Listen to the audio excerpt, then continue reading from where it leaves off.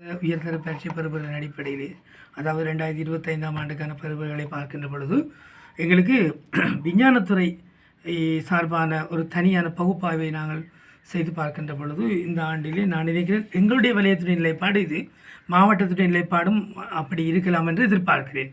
விசேடமாக உயிரியல் விஞ்ஞானத்துறையிலே எங்களுக்கு பயோ சயின்ஸ் ஸ்ட்ரீமிலே வீழ்ச்சி இருக்கிறது.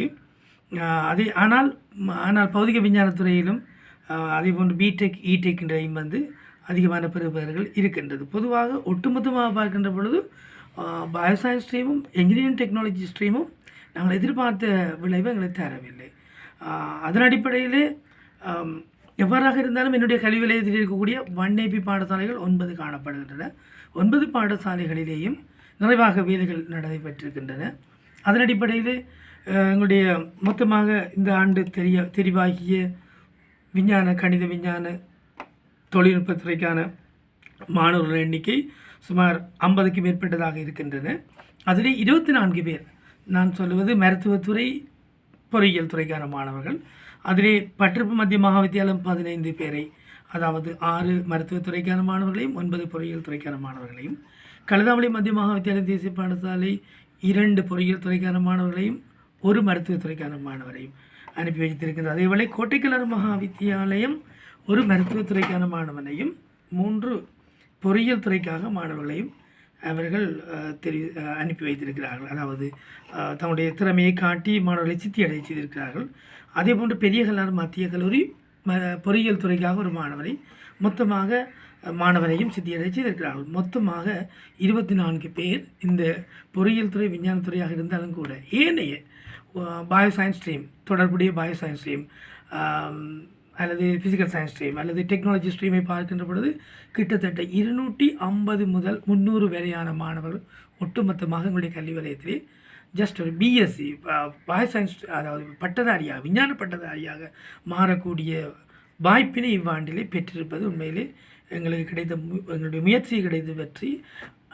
எதிர்வரும் ஆண்டிலே நான் நினைக்கிறேன் இவ்வாண்டு 24 பேராக இருந்தாலும் 2026ஆம் ஆண்டிலே பரீட்சைக்கு தோற்றிருக்கின்ற மாணவர்களிலே சுமார் 30 முதல் 35 வரையான மாணவர்களை சித்தியடை செய்கின்ற இலக்கு எங்களிடம் இருக்கின்றது. அதற்கான பணிகளை நாங்கள் ஆரம்பித்திருக்கின்றோம். நிறைய ஸ்ட்ராட்டஜிக் டெவலப்மெண்ட் ப்ரோக்ராமை நாங்கள் கிளஸ்டர் பண்ணி செய்து கொண்டிருக்கிறோம். அது தவிர விஞ்ஞானத்துறை இவ்வாண்டு அதாவது 2025ஆம் ஆண்டு டிசம்பரிலே நாங்கள் கோட்டைக்கலர் மகாவித்தியாலயத்திலே குறிப்பாக எங்களுடைய பட்டிருக்க கல்வி நிலையத்திலே கலைத்துறையும் வர்த்தகத்துறையும் மிகவும் பிரபல்யமான இடமாக காணப்பட்டது. ஆனால் இன்றைய நிலைமை மாறி இருக்கின்றது. கலைத்துறை வர்த்தகத்துறையை விட விஞ்ஞானத்துறை தொழில்நுட்பத்துறையான வளர்ச்சி போக்கு இருக்கின்றது. இதற்கு ஒரு கிரீன் சிக்னலுக்காகத்தான் நாங்கள் கடந்த 2025 டிசம்பரிலே கோட்டைக்கலார் மகாவித்தியாலயத்திலே மெகா சயின்ஸ் எக்ஸிபிஷன் ஒன்றை நாங்கள் வைத்திருந்தோம். அந்த மெகா சயின்ஸ் எக்ஸிபிஷனிலே நாங்கள் டிக்ளேர் பண்ணின எங்களுடைய தீம் 2026க்கான தீம் தொனிப்பொருள் என்னவென்றால் technology and science stream, improvement of technology and science stream.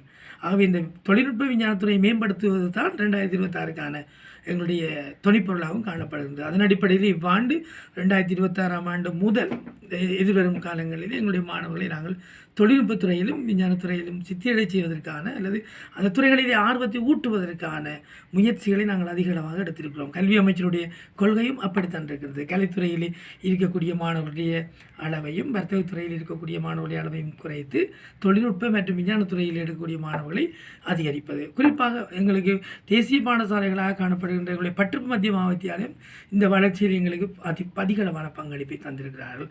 அவருடைய ஏனைய துறைகளிலே வீழ்ச்சி போக்கு இருந்தாலும் கூட மொத்தத்திலே சித்தி வீதம் எதிர்பார்க்கப்பட்ட அளவில் இல்லாவிட்டாலும் கூட அவர்கள் கணிதத்துறை விஞ்ஞானத்துறைக்கான மாணவர்களை சித்தியடை செய்து எங்களுக்கு இந்த சமூகத்துக்கான ஒரு பங்களிப்பை அவர்கள் ஆற்றியிருக்கிறார்கள் என்ற செய்தியை இந்த இடத்திலே பதிவு செய்ய விரும்புகிறேன்.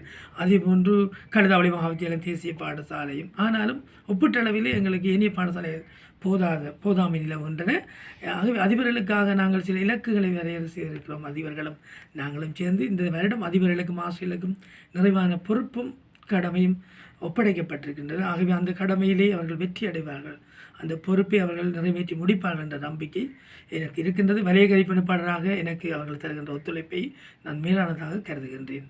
நன்றி, வணக்கம்.